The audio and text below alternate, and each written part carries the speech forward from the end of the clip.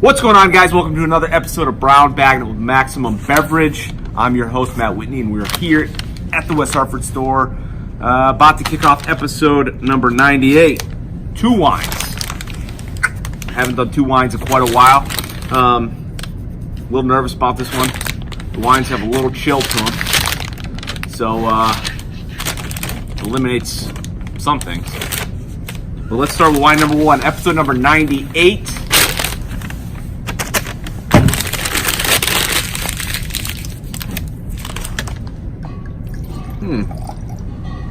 Not red.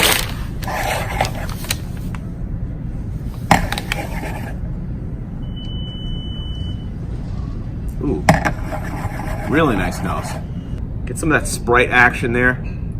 It's got a lot going on. Pineapple, a little like, it's got like a pina colada thing going there too with that pineapple. Almost like there's coconut in there. Yeah, it's of course tropical. Really nice acid. Tastes a little bit of oak to it. Really coating my mouth with all types of tropical fruits. Wow, it's pretty tasty. Let's do that again. Great structure on this wine. Long finish. Delicious. There's so many things I could say about this. Where it's from, I just don't. It's very vast to me. It reminds me of having some Rhone varietals in there, maybe a little bit of Viognier. It feels like a blend to me. It feels like from the Rhone area, maybe southern France. Could be a Loire, like a strange Loire non-Sauvignon Blanc. I mean, God, it feels French. Really delicious. I like it. I think price point, we're talking about $22, and I'm gonna give it an 8. Really tasty, delicious. Southern France varietals will be a Rhone blend. On to number 2.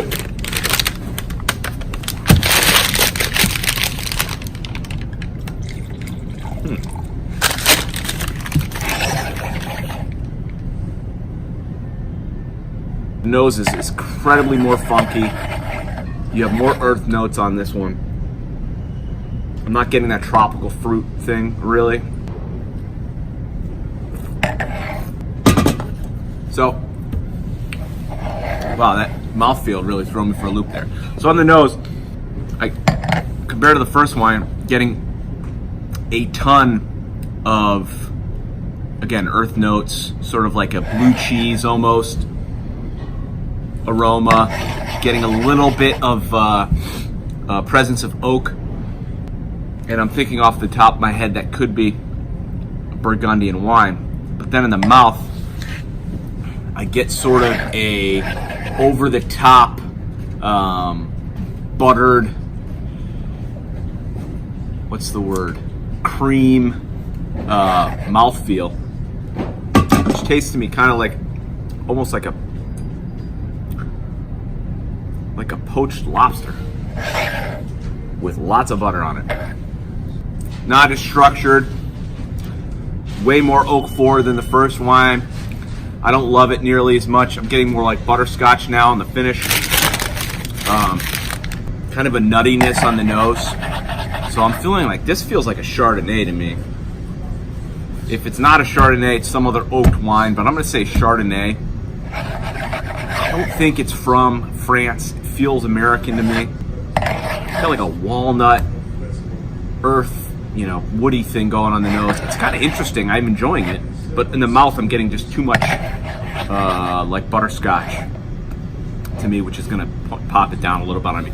Like on the nose to me, this is like a 8.5, 8.6 nose. Mouthfeel more like 7.5-ish to me. So that's gonna put it kind of in the middle. I think this is like a Sonoma Chardonnay. I'm gonna say overall, I'm gonna bump it down because of the mouth. The finish I don't love as much. I'm gonna give it a 7.9. I'm gonna say Sonoma Chardonnay. I'm gonna say price point, $24. 7.9, $24 Sonoma Chard. Wine number 1. Felt like it was from the Rhone. Could be completely off, but it felt like that varietal to me. Price point was 22. Score 8-8. Start with, let's go reverse order, because this one I feel better about. There we go, baby. 2015. Really like the nose. I mean, if I can't pick this out of a lineup, you know, what the hell am I doing? Cambria, Catherine's Vineyard, Santa Maria Valley, Chardonnay. Solid. Price point $29.99. Oh, $16.99. So $16.99. Actually, pretty good value. I was thinking it was more like 24 bucks. Is that what I said? 24. Santa Maria Valley, which is Central Coast, I believe northern part of Santa Barbara. It does say Santa Barbara on the back. It's on the coast. You know, you get that when I was mentioning, you know, it's coastal wine, those kind of nutty, earthy aromas. It's probably more of an influence of the ocean. And I mentioned kind of like a buttered lobster. I was definitely getting like that kind of sea thing, which is really funny. I tasted that first wine. I came over to here, and I bet if I tried this by itself, I wouldn't get that kind of lobster, you know, sea, ocean kind of thing in the nose and the mouthfeel. But I think when transitioning from probably this, which who knows what that is, we're gonna find out. But it's very interesting. You know, not my best score, but I think it's 17 bucks. It's not a bad steal for a pretty large national brand, Cambria. It's also certified sustainable. All right, wine number one.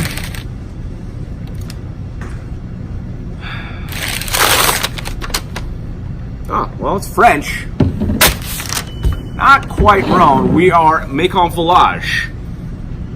I really like this wine. This is pretty tasty. I think retail price on this is $22.19. Ooh, really good value here. So I gave this an 8-8. Maison du Fleurs, Macon Village, imported by our friends at Vado Vines. Wow, I mean, this is a really nice wine. It's definitely more interesting than your typical Macon Village. You know, it had some, again, some of those Rhone characteristics, some really nice acidity, structure, a lot of tropical fruit, you know. So 91 points from tastings.com. This is a 2016 vintage. So two wines, both Chard. I should have known. I just didn't want to take the bait and be comparing, you know, Burgundy versus California Chardonnay. But way different. This is, to me, a far superior wine for the money. You know, beautiful. Getting close to episode number 100. And we would like some input. This video, episode 99. Give us some input as to what you would like to see. The Burgundy versus you know, California Chard comparison was nice. Let us know what you want to see comparison going forward. Episode 100 coming up. Come by and see us. West Hartford, Farmington. Cheers.